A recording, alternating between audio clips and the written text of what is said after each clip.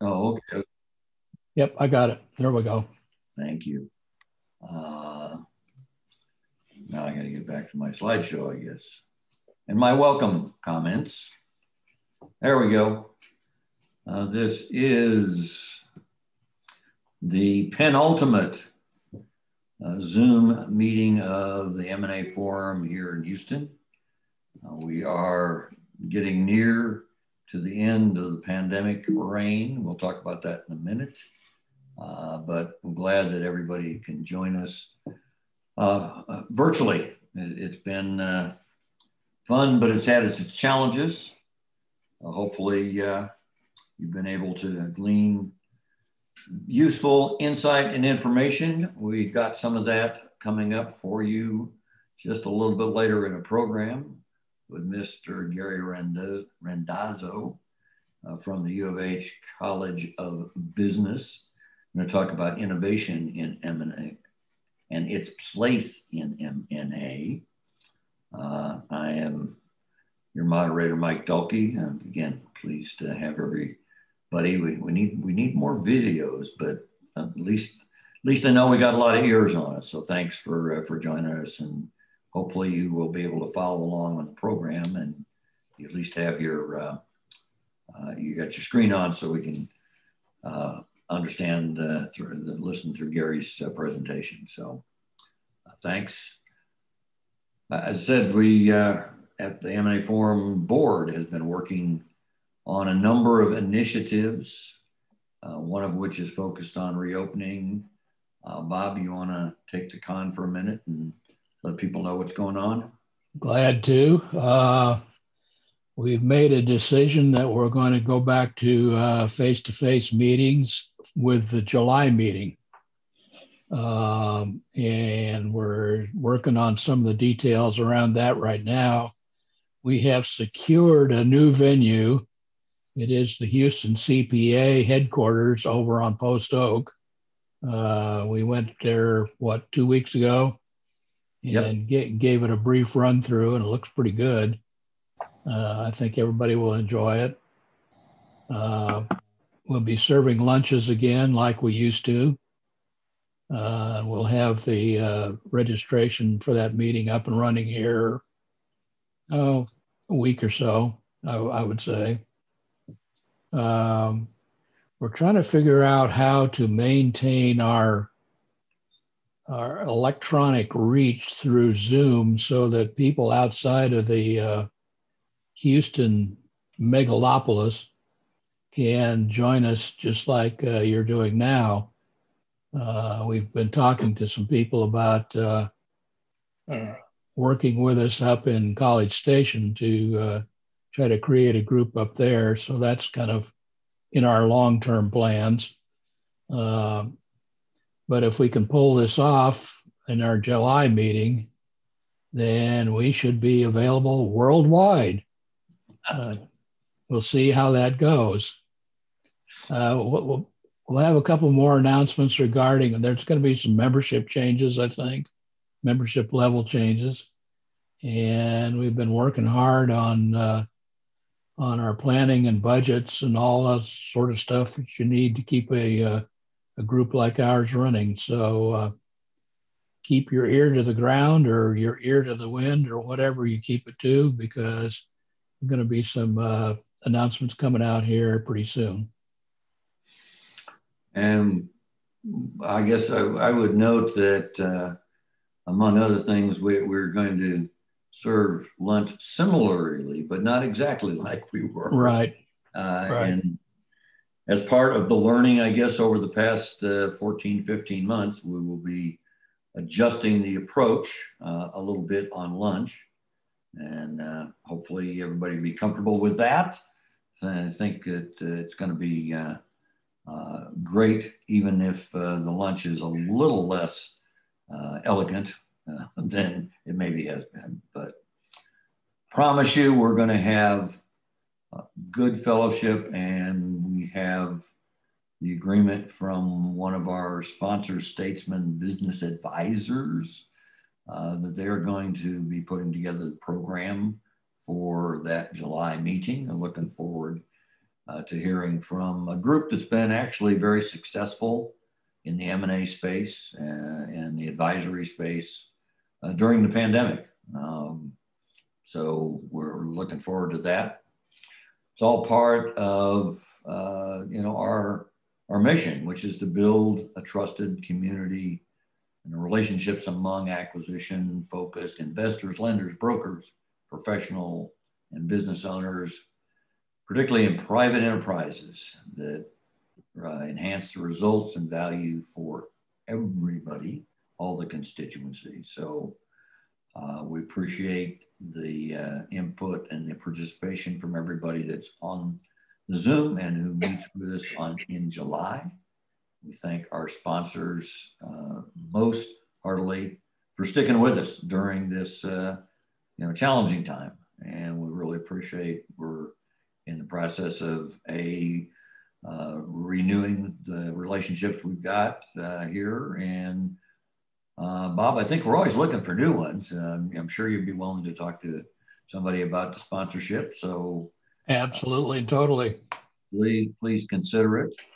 I think really, as Bob just noted, as a board, we're looking to deliver increasing value through creating an educational, let's call it, site on the portal and so forth, and get the streaming going. So it's going to be a fuller suite of benefits. That's what we intend to do as a board. So, and one of the keys always is the insight that we get from the folks who present. And Bob, you want to introduce our speaker today? Since I would be pleased to. You recommended him, and I found it to be fantastic. So, Gary Randazzo is the Director of Executive Education, right, Gary, at the Bauer School? I am. And he was a friend of ours from long time past. He was part of the meetings for a while and got involved in several other things. But now we're bringing him back. One of the interesting things that Gary does to me is that he runs a practicum in consulting. And every semester, Gary, you put together a new set of teams. Right. It's for the MBA program. It is. Right. And these teams will go out and do a pro bono project with various businesses. So just aside, if you have clients or you need some consulting help, get a hold of Gary. He might be able to provide a team to give you a hand free of charge, so the price is right. Gary has asked me to be on the review panel of several of these teams. Their product gets reviewed before it finally goes to the client. And I've been very impressed with the quality that they've come up with. So it's a group of postgraduate or graduate students who do this under Gary's guidance. Good stuff comes out of it.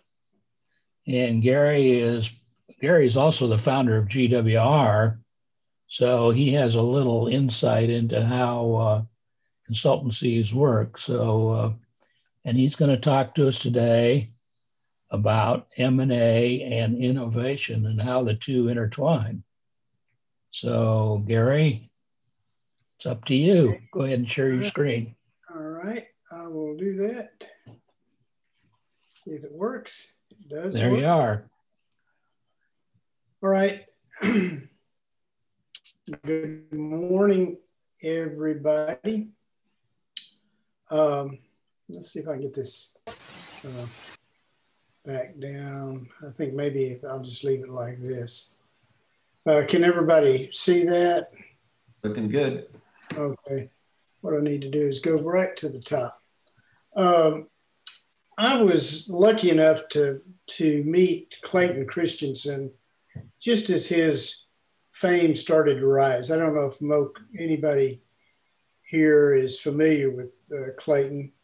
He's a professor at Harvard.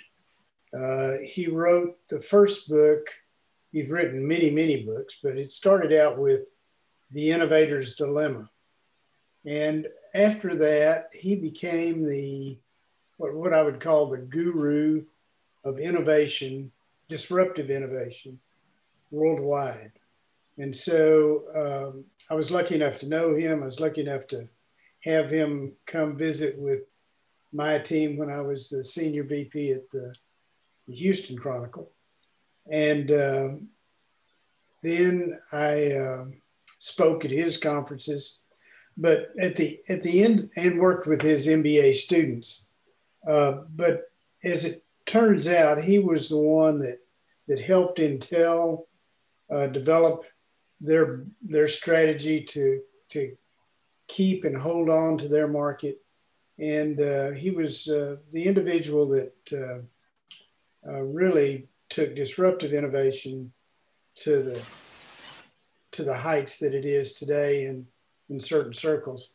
But it's still surprisingly, like with Blue Ocean Strategy, there's a whole lot of folks that aren't familiar with the concepts. And so I think that, so what we're going to talk about today is innovation in general, but a lot of what we're going to be talking about is through what I've learned in working with Clayton. Unfortunately, Clay passed away last January. He has got his consulting company is still going, and his theories are well recognized worldwide. So when considering the merger or acquisition, innovation can be a factor determining long-term value and exit strategies. Just by viewing it through the lenses of innovation, you might be able to decide whether or not this has got more opportunities than you first thought, and perhaps when you would perhaps be ready to exit the market. If it is in a highly competitive market, using innovation strategies might increase the attractiveness of the company being considered. As I walk you through these, hopefully that'll be a little more apparent. And so we're going to look at it through three different lenses.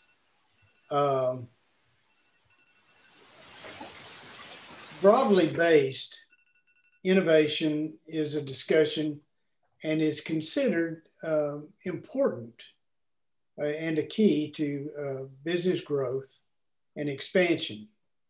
I don't think that that's a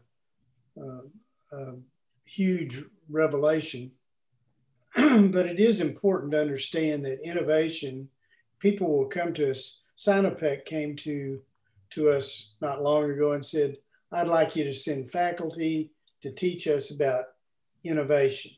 Well, innovation is a very broad topic. And so you have to start deciding, what do you mean by innovation? And so broadly, innovation can be categorized into areas that affect market growth and productivity improvement.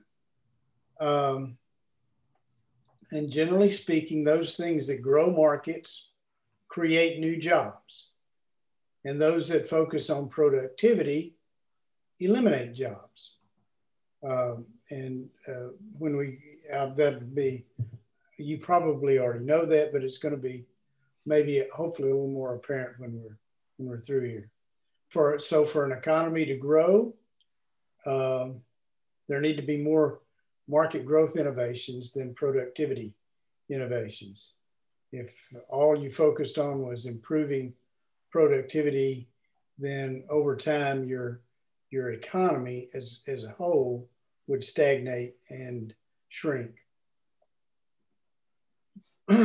So we've divided it into four areas. Sustaining innovations, that's improvements that we're the most familiar with. Those are the appeal to the market leader's most profitable customers. That's this year's new SUVs. Sustaining innovations do not, are focused on the markets that exist today and don't grow those markets, but help in competing within those markets amongst the competitors, taking Joe's or General Motors customers and trying to make them Ford customers. Disruptive innovation focuses on new market creation and markets no longer served by market leaders. You're also familiar with this in terms, years ago, we used to, in retailing at least, it was referred to as the wheel of retailing. As department stores began focusing on the more profitable products and exclusive products for exclusive customers, more profitable areas, then discount stores and other low price stores would come in.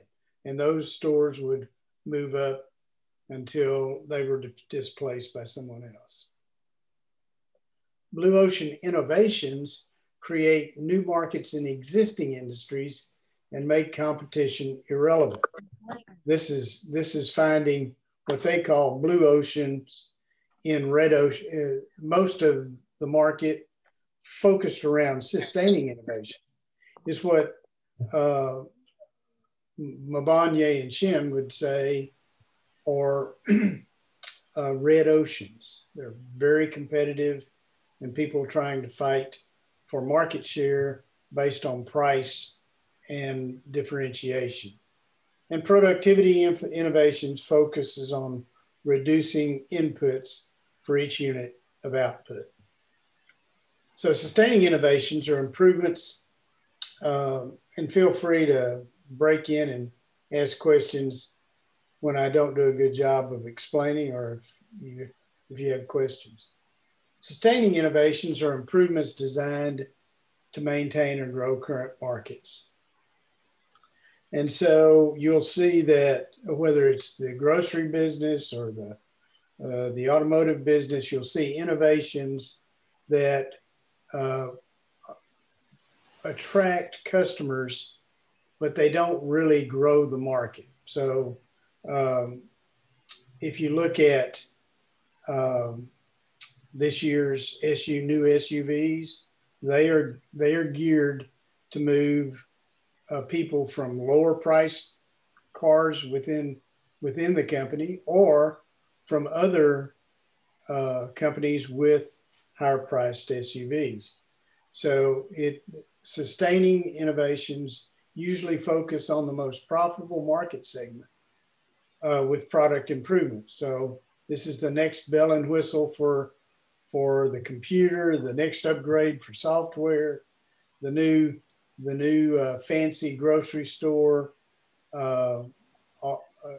everything within sustaining innovations generally focus on the more profitable customers. They do not provide new markets or new customers. And here I've given you the new appliance features, but they move customers from one competitor to another, or they upgrade their current customers. And so that's mostly what companies do today, particularly market leaders. And the reason they do that, and the reason it's hard for them not to vary this strategy, is because they are focused on profit and the returns on investment. Typically, how we are taught in business school how we should operate. So, in terms of being able to change, these companies are not able to change their markets. Their CEO, somebody comes in to them and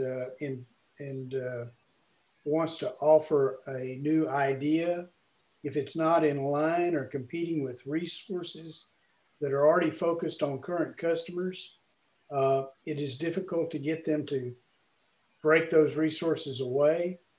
And and those new ideas or innovations that are disruptive in nature are generally not adopted by the market leaders. And so it makes for an interesting dilemma, as Clayton Christensen would have said in his first book. So Gary, yeah, go ahead. This Mike, I guess one of the things then, if one is in the hunt, is a buyer, or is screening and so forth, examining what you're just talking about, says that there is a good possibility among the targets, the prospective acquisitions, there are going to be people who are kind of stuck with what they've had for a long, long time. And so this, an innovation here can, if you've got that view, that lens, you can potentially see value that is not apparent in the current EBITDA of the business, right? I mean, right. Isn't that the kind of thinking? Absolutely. That's a great point, Mike. Basically, if you were looking a lot of if you're doing mergers and acquisitions, if you're looking at a company that has a market share and it's in what we would call a red ocean, a lot of the people acquiring or looking to merger with a company are looking at economies or productivity in innovations. What can we do to stay in this market and make this product more profitable by productivity improvements, organizational changes? But typically, these organizations, these companies, wouldn't, one of the blue, and I'm going to get into disruptive innovations next. Okay. So disruptive innovations, if you're here, disruptive innovations focus on markets that are underserved by market leaders. So that market leader has his market, and he's very profitable.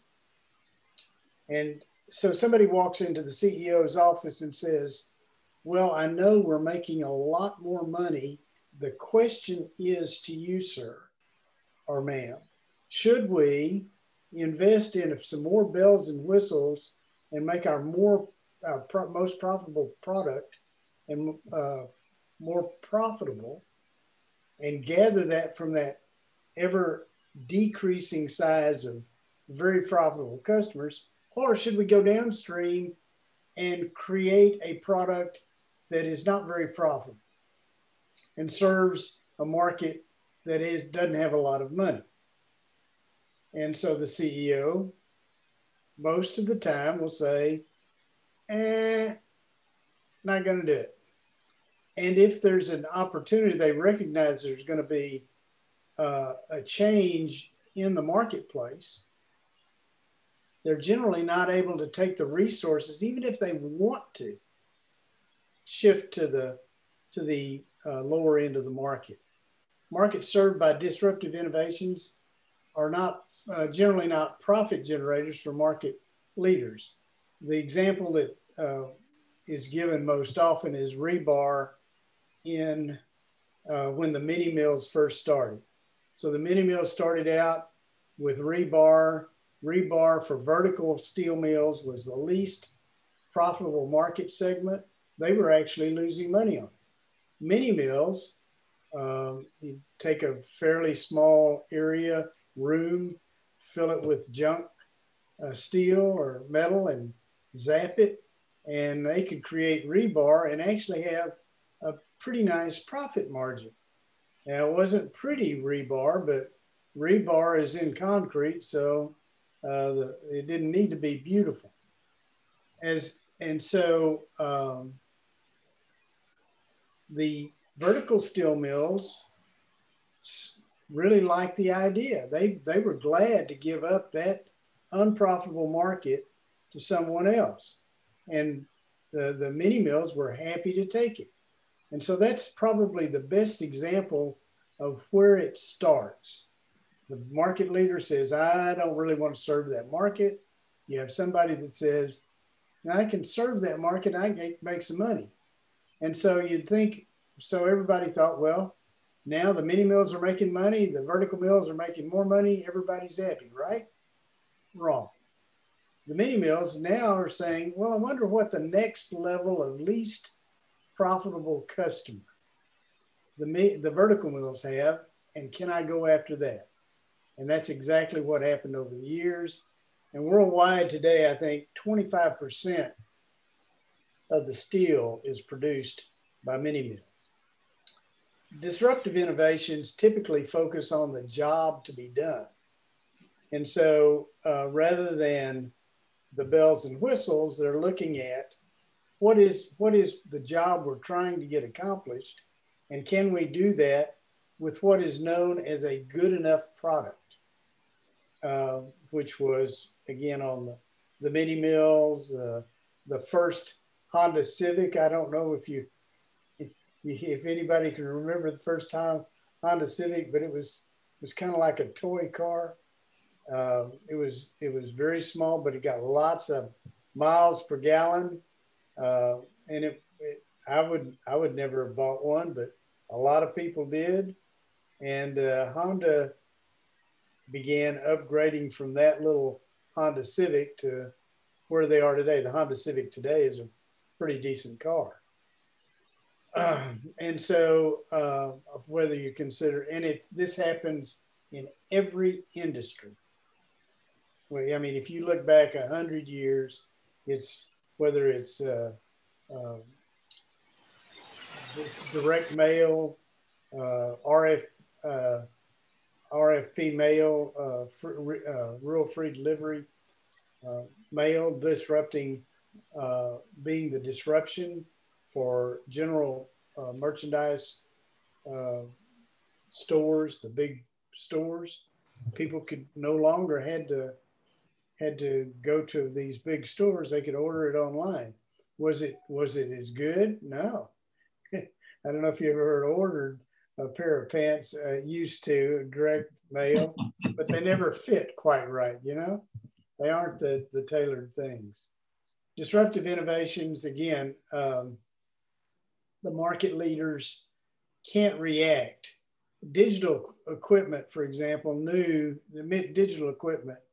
When I was a business manager, a medium-sized newspaper in the late 70s, 1970s.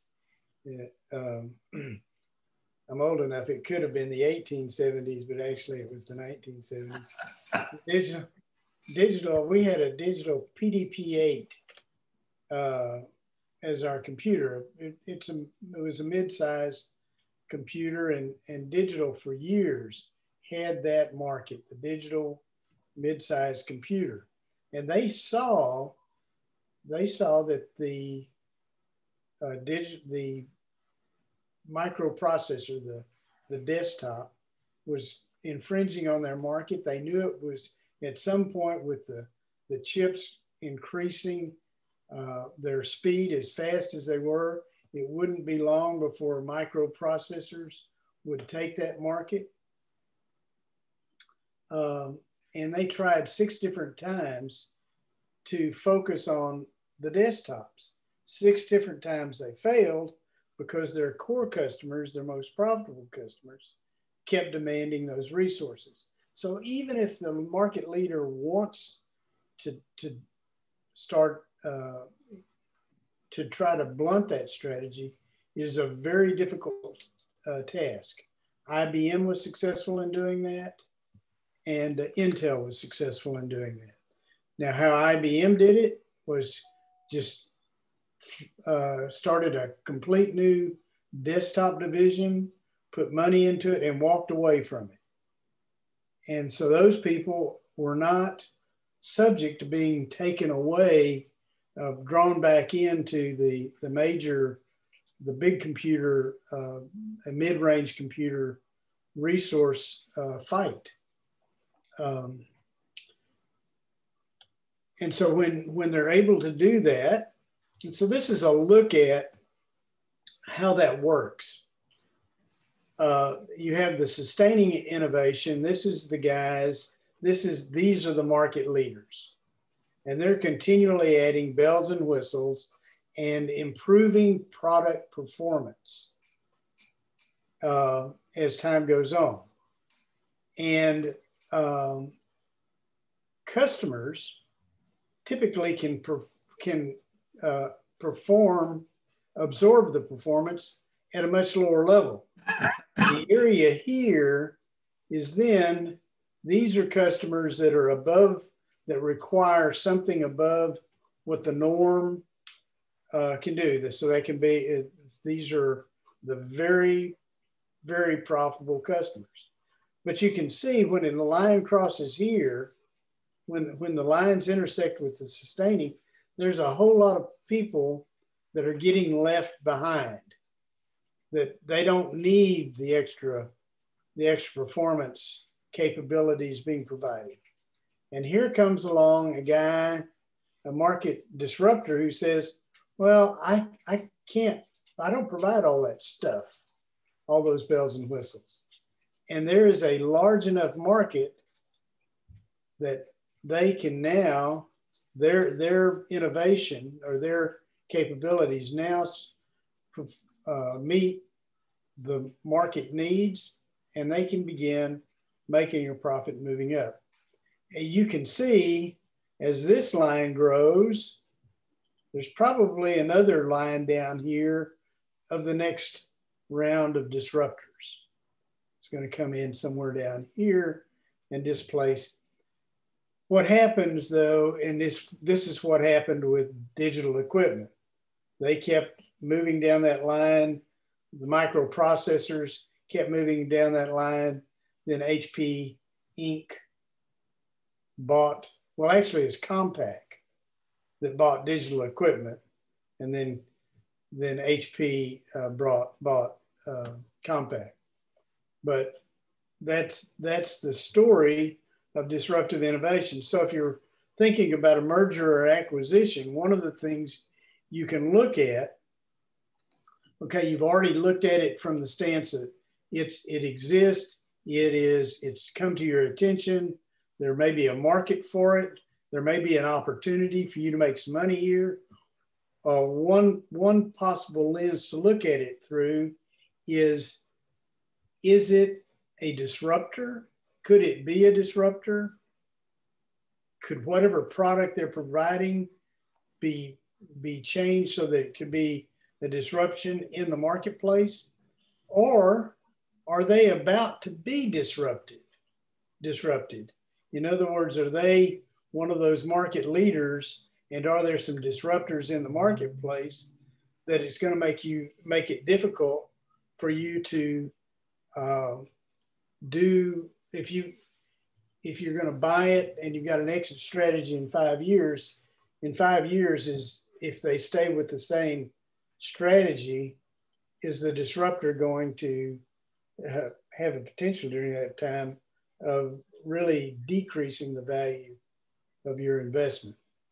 So that's another lens to look at.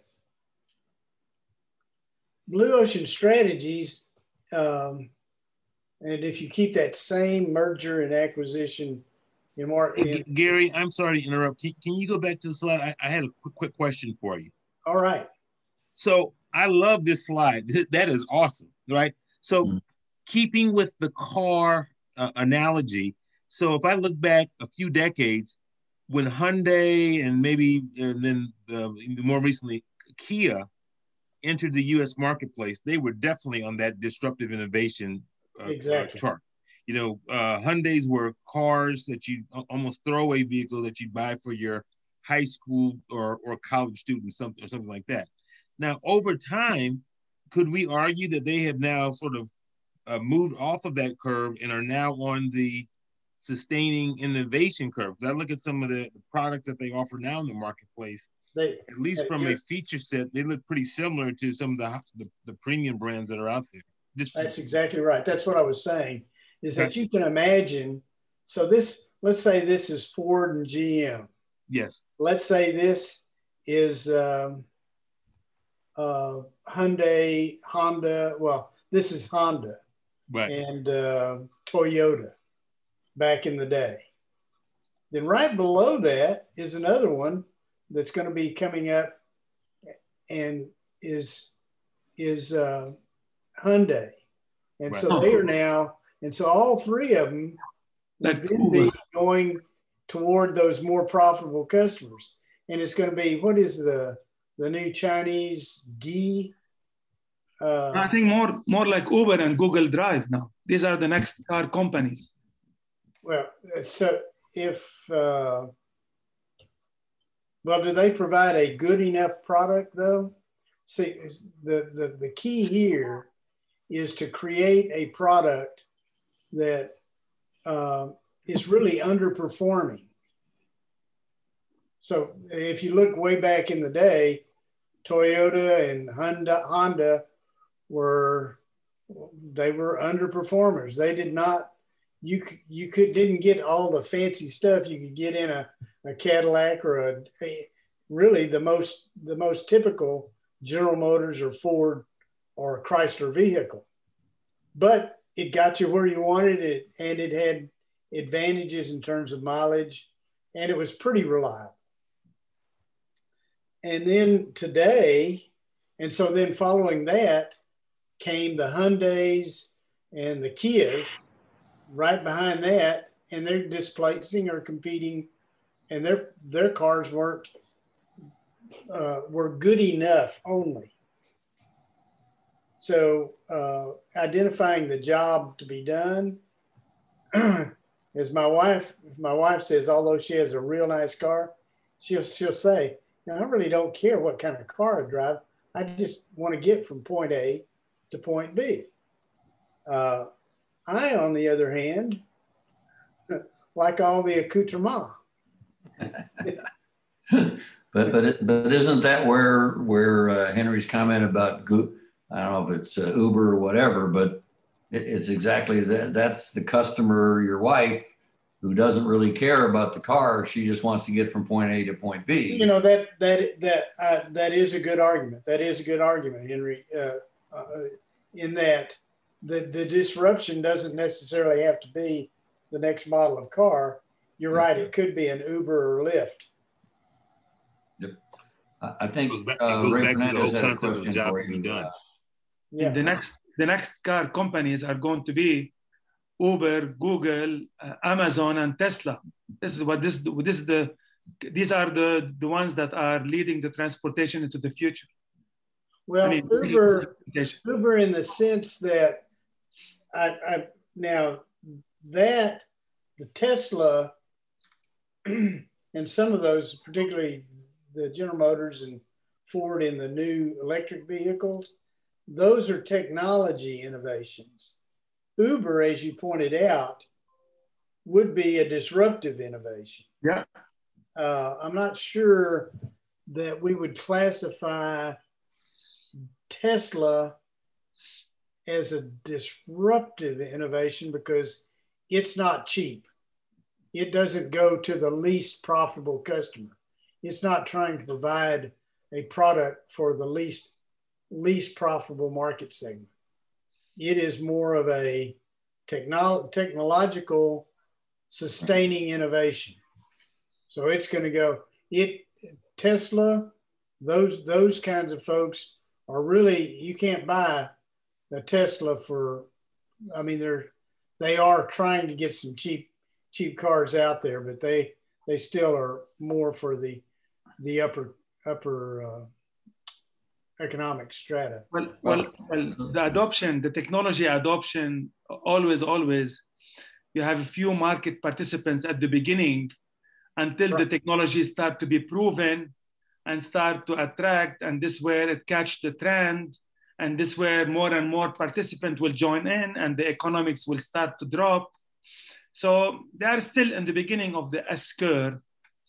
No, you're exactly, that is That is exactly right, Henri. That differs from disruptive innovation, because disruptive innovation is dealing with markets that already exist, that are now being abandoned. No, these customers, if you're thinking about automobiles, this is the performance that customers can absorb. So there are some up here. Those are the Tesla buyers, okay? Those are the ones that, hey, this is a brand new technological innovation. I already have a car, but I want the car that does all kinds of great stuff. The people down here are not necessarily interested in all of that. They may be interested in getting from A to B. So here, it's a cheaper car, maybe not as desirable and pretty. So the difference between the new technology is that you are going to have the early adopters and those kinds of things for the very latest technology. That is not necessarily what and disruptive innovation is not saying that. In fact, what it's saying is that Tesla is going to be displaced by somebody else down here, because they're going to come out with a junky looking electric vehicle that only goes about 100 miles, but it has another little feature, and it's not a Tesla. It's not that fancy thing. And so somebody's going to buy it. But over time, that disruptor would be somebody that would be a challenge for a Tesla. So I put Tesla up here. Gary? That's Neo. Yeah, and I think Ray Fernandez has a question for you, Gary. Okay. Yeah, Gary.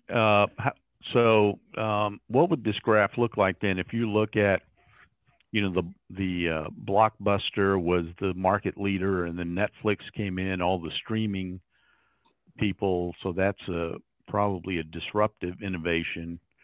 But, and then what would this graph look like from that standpoint?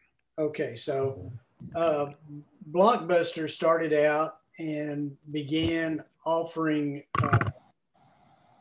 they started out with the tapes, then went to the DVDs. And you went in and simply went into the store and bought these things. Netflix started out, their model was with the DVDs. I don't think they ever had the actual old tapes, but their deal was a subscription service that you could subscribe it. They'd send it to you in the mail and you'd get it back. So yes, it was, hey, I had to wait in the mail, had to wait on the mail. So they'd be a disruptor. Had to wait on the mail. It was a subscription model.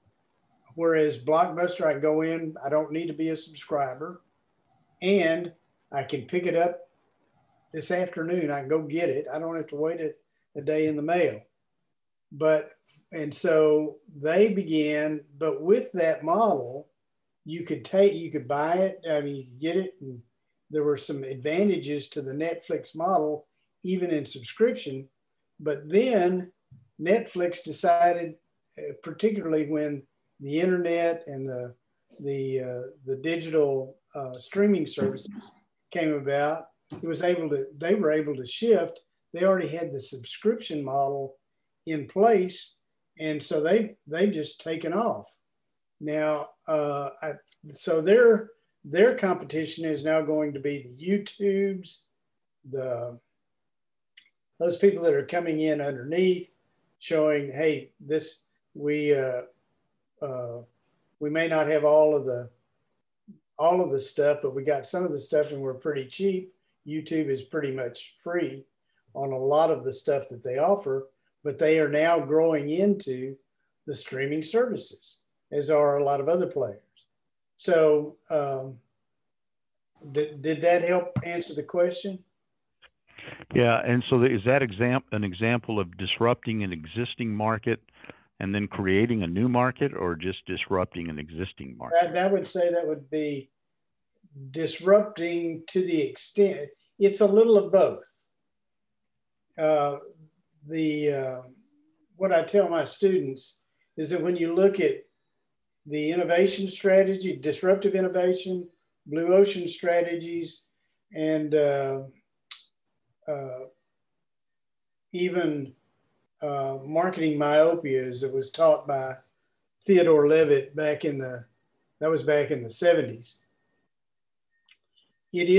There are similarities and overlaps between them. So this disruptive innovation by Netflix, not only did it displace the market leader, but it opened up the availability to a larger audience with the advance of the mobile devices. So now somebody can watch a movie as they're flying or driving. So it opened up the availability to a much larger audience. So it has elements of both. And when you're looking at an M&A program, you'd want to consider both. Can I chime in? Sure. I guess Blockbuster and Netflix, they have this vision into the future. They were able to see that the customer base is moving into doing the retail business online. And of course, Amazon after that, the good example of Amazon, how it exploded. It's a clear example of how the customers, they were moving more and more with the internet to do their business from the comfort of their sofa rather than going to the store. And Netflix, they have this vision into the future where things are going. And this is where they were able to see the trend where the customers are going. And just between parentheses, Blockbuster had the chance at the beginning to acquire Netflix, but Blockbuster said, no, we don't believe in that model is going to be successful. And that's that great example, Andre. It just turns out that people that are in the market leading position many times are focused on their model. Yeah. And they don't focus on the other. They can't see that, or because of the financial structure, they're unable to switch models. Newspapers are another great example. And I came from the newspaper industry. I'm interested in getting blue ocean strategy.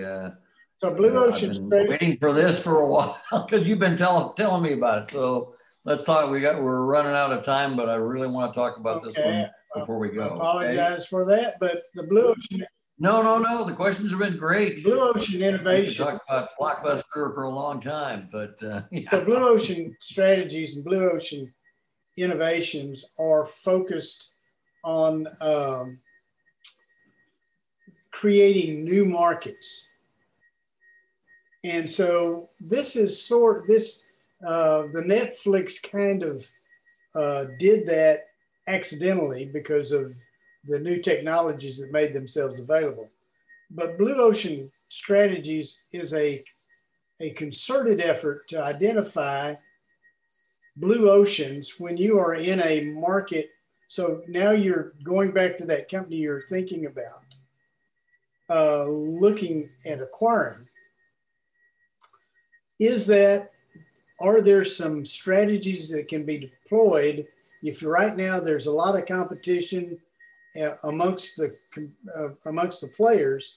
Is there a way that company can break out and be different? And that's what a blue ocean strategy is. So introducing new product attributes that competitors can't address easily. Southwest Airlines and Cirque du Soleil did that. And so there's a blue ocean canvas that you can actually create and begin looking at how your company would compete with everything else. And so this is the one my students, this is the one I like to go to is Southwest Airlines.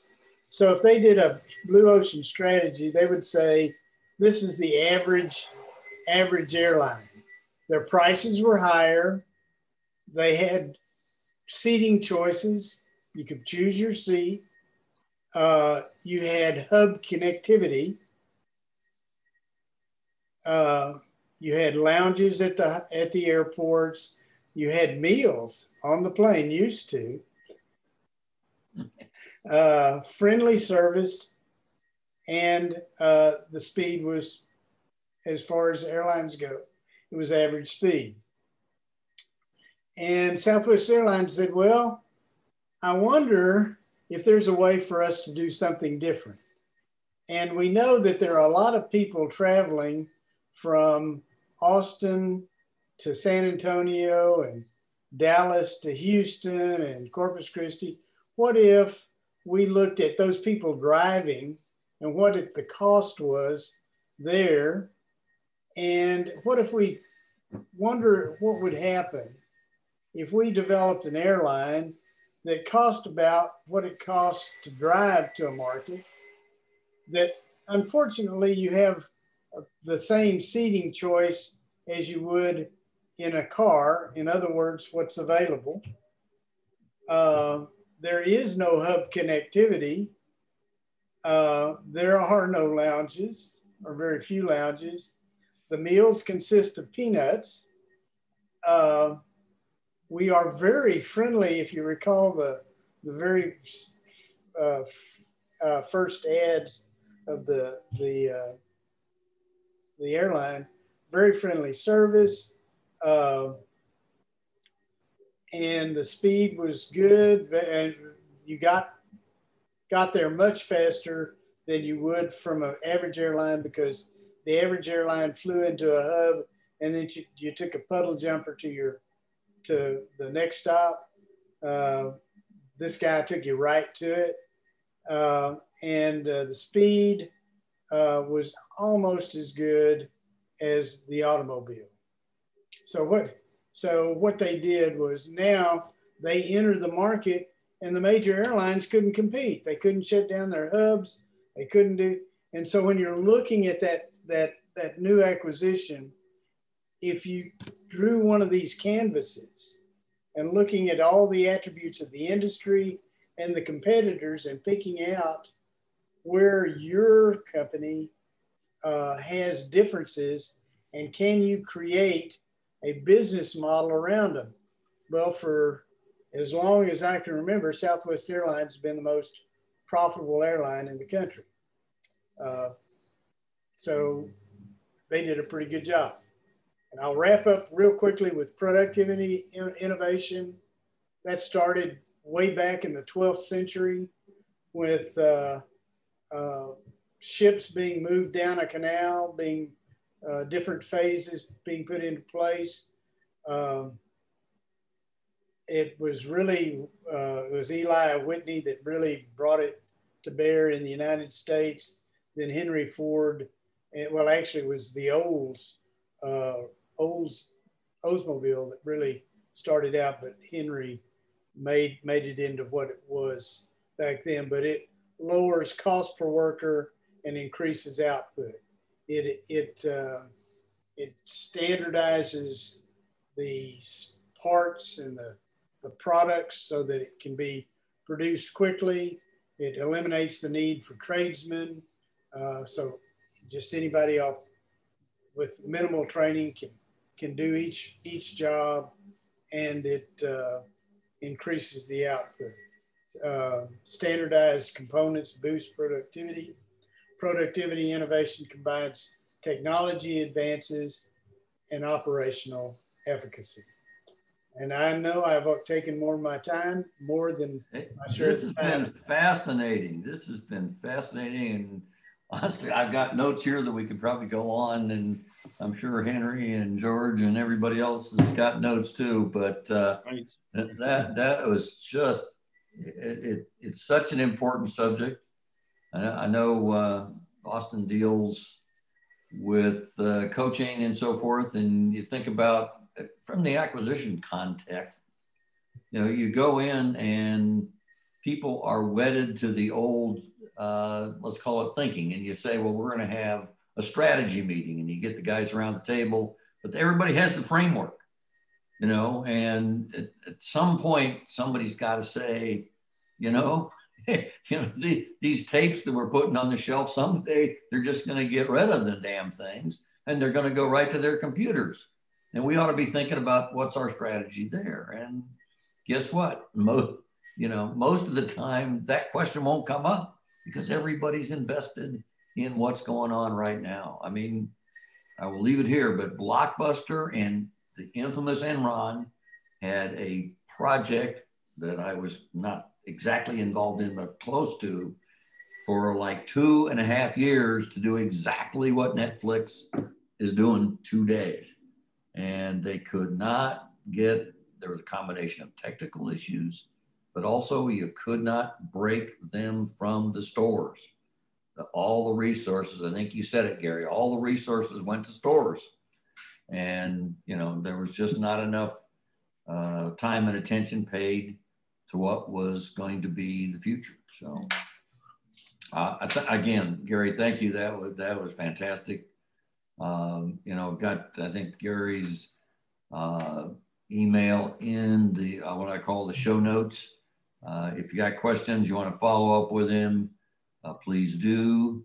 As Bob said, he does run a very interesting program that could be helpful to either you as a business owner or one of your clients.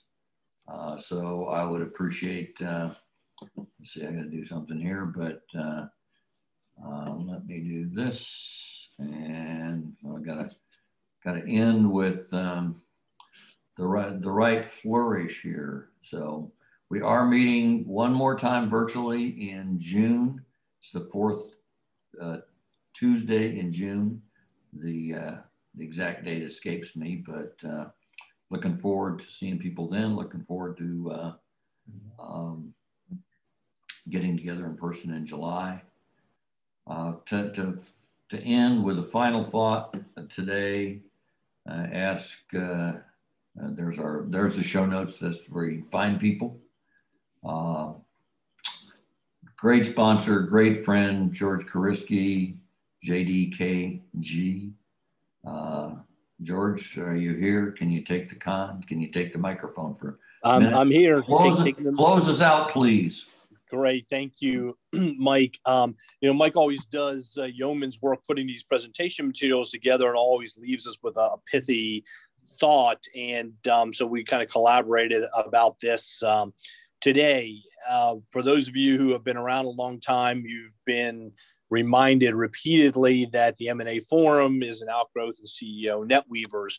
CEO NetWeavers prided itself on many of the Robert Greenleaf concepts of servant leadership. And so we determined that perhaps we would leave this meeting emphasizing one of the tenets and principles that were the basis for founding this group, which is servant leadership and pay it forward networking. So my admonition for the day, if there is one, is, you know, go forth, help your fellow business person, your friends, colleagues, connections from the M&A Forum, help advance the ball, be a productive servant leader, particularly as we come out of the coronavirus era, which has been more difficult for some than others. If I can be a resource to anybody, please call on me, George Christi. Thank you, Mike, and thank you to Gary and our presenters. Enjoyed the presentation. Thanks very much. Thank you, guys and ladies. Really appreciate your time. Bob, any last words, or we're going to sign off? You have the machine, so. Just keep your eyes out for the next announcement of the June virtual meeting. We've got another person from the University of Houston who does regional forecasting.